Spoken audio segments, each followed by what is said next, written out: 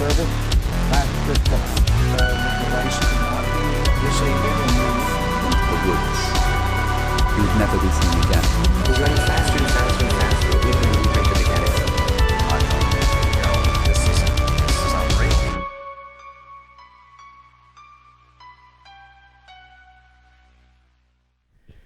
Hello, everyone, and welcome back to the Fishbowl, where we talk about conspiracies, the supernatural, and even romance. My name is Ulysses Mendoza.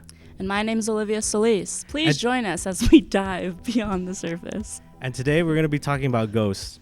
But I think we're forgetting something. What is that?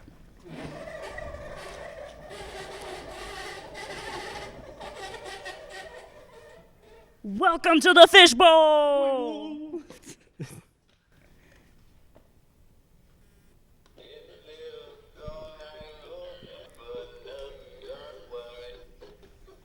It's starting to die. Happy Halloween! Ladies and gentlemen, Papa Bezos finally came through for us. We got the banner. And our lovely fish as well. Welcome to the Fishbowl. Best show on the internet. Cable 8, eat your heart out. We're doing you proud tonight. Now, tonight we're going to be talking about ghosts. And Olivia, would you care to start us off? I sure would. I can't reach the damn bowl.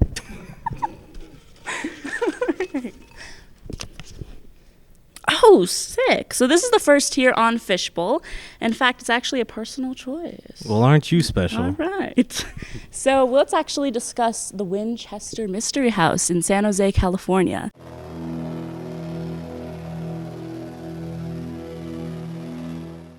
Now, this story starts off with a lady named Sarah Winchester. Now, she was born in 1839 in New Haven, Connecticut.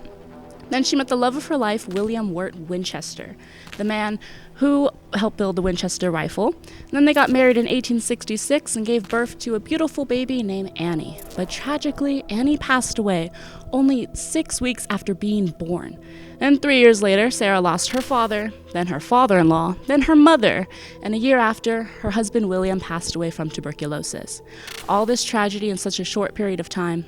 Of course, she was seeking out some, sympathy, just trying to relax once more. So then she sought out a medium, and the medium told her the Winchester fortune was cursed, and those who were slaughtered by the rifle were actually haunting her. So she fled out west to San Jose, California, and built a home for 36 years non-stop. The house is now a tourist attraction till this day. It has many different doors to walls, doors to ceilings, windows, and even doors where you drop down 20 feet to your death. So it's very confusing, meant to confuse spirits. And I've worked there since I was 16 years old, and I have many different photos that I would like to share with us today. 3 of them in particular.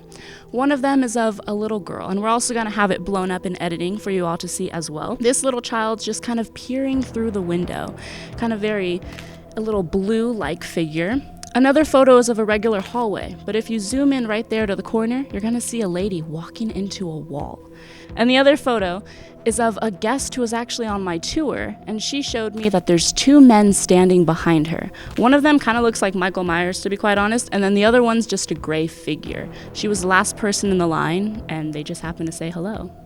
Imagine getting photobombed from the spirit realm. Yeah, I have too as well. Gotten photobombed by a ghost or just in general? Both. See, I don't have any cool personal ghost stories of my own, but we're going to see what I end up with anyways. All right.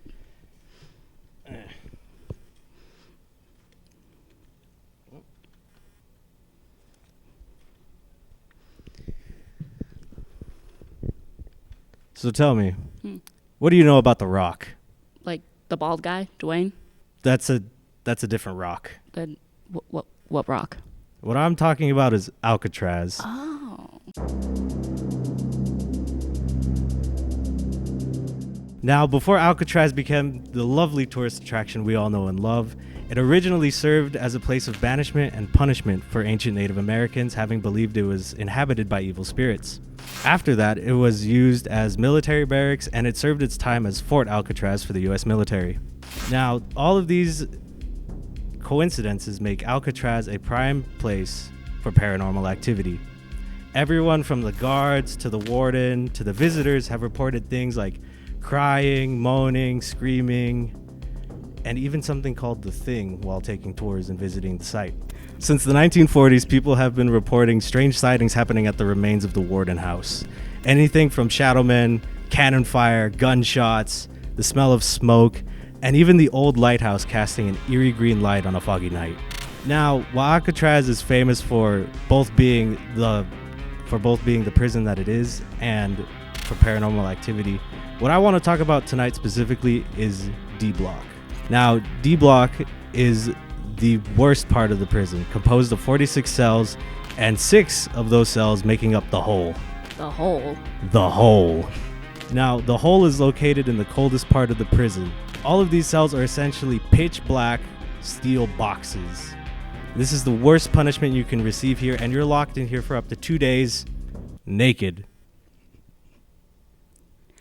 I don't know why. This is just what it is. In the 1940s, it was reported that a ghostly figure seen dressed in 1800s attire was often seen walking down the corridors by the guards and inmates alike. On one such occasion, while an inmate was locked in the hole, he had begun screaming, claiming that there was a figure locked in the cell with him with glowing green eyes. Now, originally, this is dismissed as just him being annoying, making a racket, trying to get out of being stuck down there. And, you know, the guards, they saw him as a joke, and they're like, he's just some crackpot that got locked in here. All of this was ignored until his cries suddenly stopped. And the following morning, when they had gone to inspect the cell after he did not come out for roll call, he was seen on the floor with a ghastly expression on his face and noticeable hand marks around his neck. Now, many believe that the guard put in charge of him got tired of his screaming and wanted to shut him up. I would scream too if I was in a hole. Oh, believe me, I scream too when I'm in the hole. No investigation was ever held on whether or not the guard was the one who killed this man, but there are those who believe that he was killed by the evil spirit that haunted the hallways. Damn. So he's still killing even in his afterlife. The grind set never stops. Keep on grinding, boys. Now, to this day, Alcatraz, and specifically D Block, remains the most active part of the prison, as recorded by both the staff that work there, the visitors who go there, and even psychics who go there to do ghost hunting. Are we done here? Are we? Okay, perfect. Now allow me to introduce Billy Bob's Fact of the Day.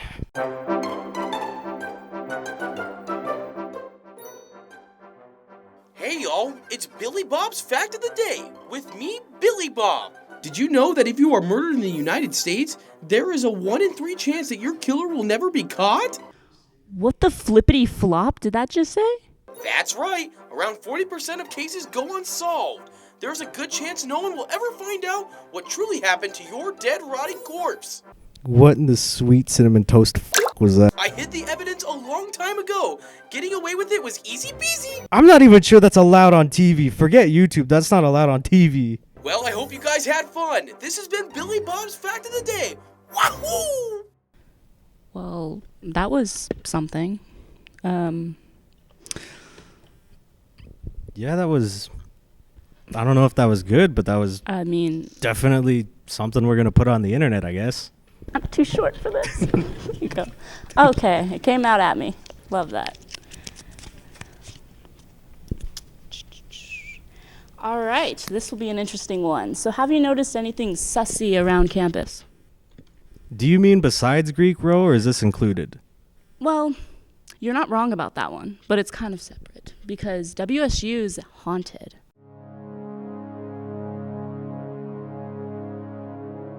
If you look up Washington State University ghost stories, there's a whole page on them on our website. So 2 of the ones that really stuck out to me, one is about in the 70s in Regents Hall. Now there was a lady who was about to graduate and she never came down. So her parents were like, "Where's my child?" So they contacted the RA. The RA opened up the door and unfortunately saw that their daughter was hanging in the closet.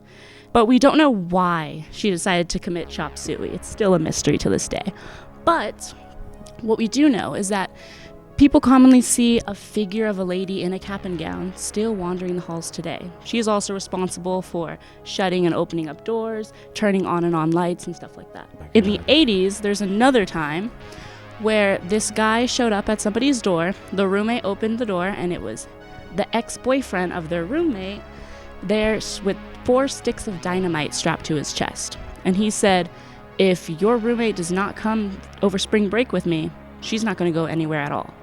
Now, of course, the roommate was frantic. She called 911, and when dispatchers showed up, he ended up just pressing the button and blowing himself up, along with a whole wall inside of Street Hall. Nobody else was injured, which is actually very good, but he did pass away, and he is commonly seen walking around looking for his girlfriend again.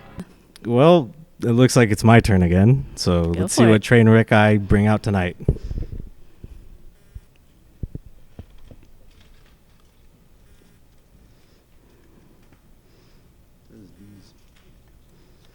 Allow me to tell you the story of a real modern day Romeo and Juliet, to maybe try to bring a little bit of hope to everybody out there still looking for love.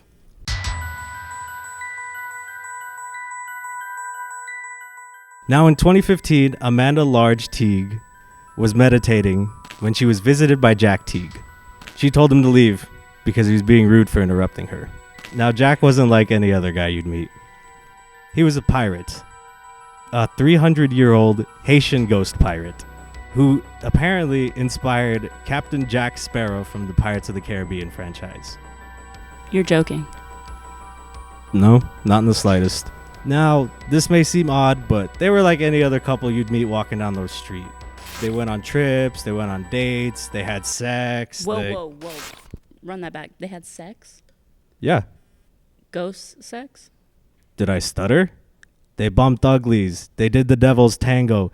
They hypothetically made the sauce. How does that even work? When you're being intimate with a spirit, then that is taking the whole experience of spirit touching you to a step further. If you are in any way touching yourself, then that is not spiritual sex. It's easier to feel energy, for example, in the missionary position than it would be if you were on top. It would be more difficult, although it is possible, but it is just more complicated. Now in 2016, the couple married and they had a pirate wedding. They married on a boat in the Atlantic, and the wedding was officiated by a shaman, and they had a medium stand in for Jack so he could give his consent to the marriage. One wedding wasn't enough, so they had a second one. The second one was through a ceremony called hand fasting. And hand fasting is where the two that are getting married, their hands are bound together by cord, and this is done by a witch. Now I bet you're wondering, how does this work for a guy who has no hands or a body? I couldn't begin to tell you how any of that works, but what I can tell you about Jack is that his riz is transcendent. He is pulling and he's dead. That's he's better an than a unemployed lot of people. ghost pirate, and he pulled. That's crazy. That's better game than I have. Now 2 weeks later, Amanda began to have health problems, and she assumed it was Jack. So naturally, she asked him to leave. Jack refused and threatened to kill her if she tried to leave him. Eventually, the two are separated via soul extracting, which is kind of like an exorcism, but it's not. I don't know how it's not. It sounds like the same thing to me. Yeah. Now, the question that still needs to be answered is, was Jack Teague, in fact, the one who inspired Captain Jack Sparrow from the Pirates of the Caribbean? That's the big question we're asking ourselves. That's the only question that matters. David Head, don't laugh at his name, I was about to. You got me there. a history professor at the University of Central Florida. He studies pirates, and he was, in fact, unable to confirm the claim that he inspired Jack Sparrow. Wow. So that was a lot you just unfolded right there. Yep. Okay. At the beginning, you said it's a Romeo and Juliet story. How is that pertaining to Romeo and Juliet at all? If anything, this is better than Romeo and Juliet. How is it better? Well, because spoilers for anybody who hasn't seen Romeo and Juliet, both of them die at the end of that movie. And at the end of this story, one of them's alive still. But I mean, one of them was dead at the beginning, but I think it counts. So for somebody watching who's trying to search for love, what can they get out of this story? If a ghost can get some, you can get some too. Well, I think that's all we have time for here on the Fishbowl. My name's Olivia Solis. And my name's Ulysses Mendoza. Thank you guys for watching, and we'll see you next time on our next episode.